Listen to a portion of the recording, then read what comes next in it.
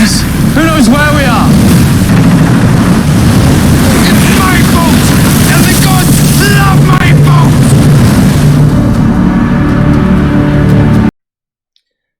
Good morning or afternoon, lower one and upper one. I guess you're wondering why I'm here in today's PSHEE assembly.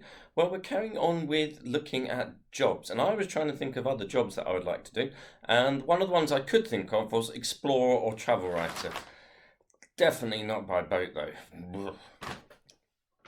Today's lesson in PSHEE, we're carrying on then looking at jobs, but these are more kind of jobs around the house rather than jobs that you do to earn money type thing.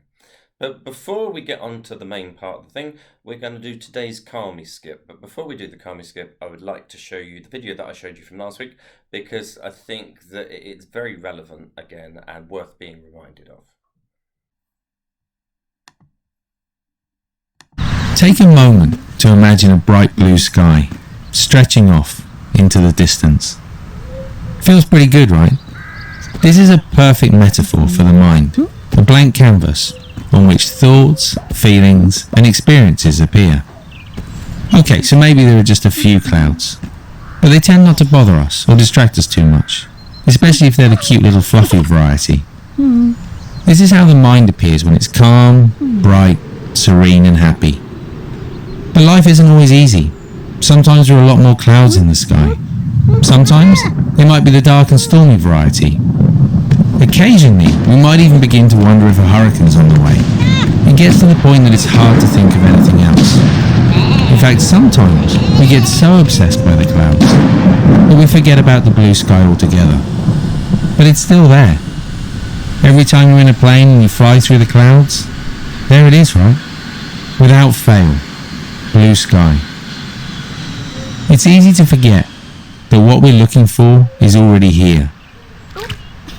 And that's why we need reminding.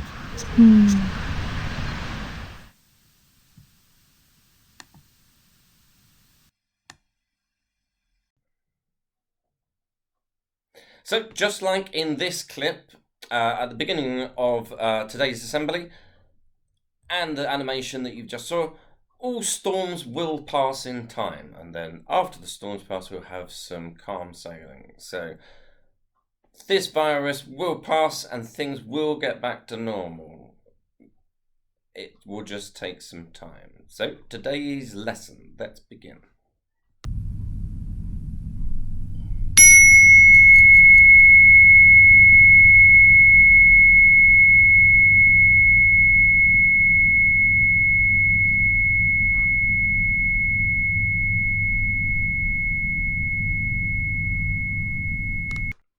In this calm me time, we will use some breathing techniques and some visualization to help us think carefully about the people and animals in our lives who we really appreciate.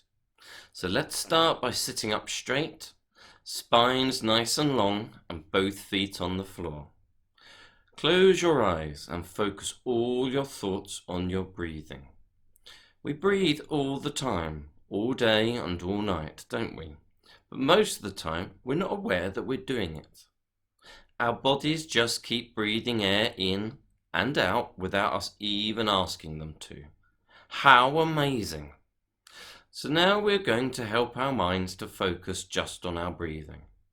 Take a long and deep and gentle breath in through your nose while you silently count to 4. 1, 2, 3, 4. When your lungs fill full up, hold your breath inside them for a moment, then let it gently flow out of your body. Can you silently count to 6 as you breathe out? 1, 2, 3, 4, 5, 6. Do this several times, and every time you breathe out, feel any tensions or worries fizzle down through your body and out through your feet. Breathing in. 1, 2, 3, 4. And breathing out. 1, 2, 3, 4, 5, 6. Breathing in. 1, 2, 3, 4. And breathing out. 1, 2, 3, 4, 5, 6. Breathing in. 1, 2, 3, 4. And breathing out. 1, 2, 3, 4, 5, 6. With all your worries fizzling out through your feet. So feeling calm and relaxed, see if you can help your mind create a picture of your favourite pet or cuddly toy. Imagine yourself cuddling or stroking your toy or pet and feel the feelings this gives you. You feel safe and soothed, calm and loved. Stay with these feelings as you keep imagining your cuddly toy or your pet. What a good feeling to be able to soothe yourself like this. How nice would that feel if you're a bit lonely or upset? Now gently save that picture in your mind. You can come back to it at any time you want to by asking your mind to show you that picture. Bring your attention back to your lovely breathing again and take 2 or 3 deep, gentle breaths.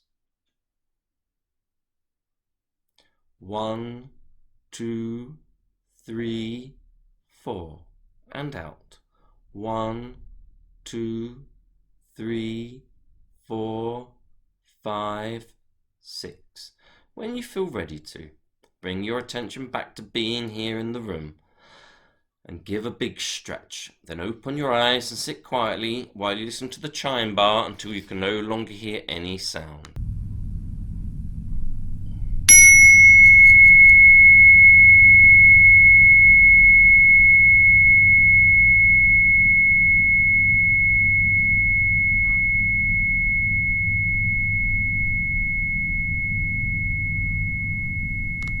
In your book, write the yellow, thinking about responsibilities. Pause the video so that you're able to copy the words down correctly. Make sure you write today's date. Now draw the table. This is the same table that you drew last week, but we'll be thinking about different responsibilities regarding jobs around, in and outside of the house. Please make sure you draw this carefully. You'll be writing some very short phrases in the table, so make sure you leave yourself room to write 3 or 4 words on each line. Pause the video if you need to. I'm going to be reading you a task, and you need to pause the video and write it on where you think the responsibility for the job would be, whether it would be done mainly by men, women, or both. Each time though, have a good think about whether or not there is a reason why it needs to be done by a man or a woman, or whether or not a man can do it better or a woman can do it better, or whether or not both can do it equally well. If we're in assembly, we'd be having a big discussion about this, but as we aren't, you need to have a good think about each one yourself and whether or not it has to be done by either a man or a woman, and whether they are able to do it better than the other, or whether either could do it equally well. Number 1. Washing the car. Remember to pause the video each time to give yourself time to write down the phrase in the correct part of the table. Number 2. Walking the dog. Number 3. Decorating the house. Number 4. Washing up or loading the dishwasher. Number 5. Mowing the lawn. Number 6. Mending the leaky tap. Number 7. Hanging out the washing. Number 8. Building a wall. Number 9. Cooking dinner. Number 10. Tidying up.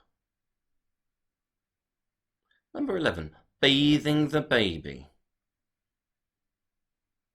Number 12. Dusting and sweeping. And the last one, weeding the garden. Hopefully you've had a good think about these and have realised that whilst some jobs are more often done by women and some jobs are more often done by men, there is no reason why either gender specifically needs to do those jobs. As I live on my own, I do all of those jobs, apart from bathing the baby because I don't have a baby, and I don't mow the lawn due to the fact I don't own a lawn and I've never built a wall. But all of the other things I do because there's nobody else to do them for me. So there we go. I hope you've enjoyed this assembly, and I will see you in PSHEE assembly next week.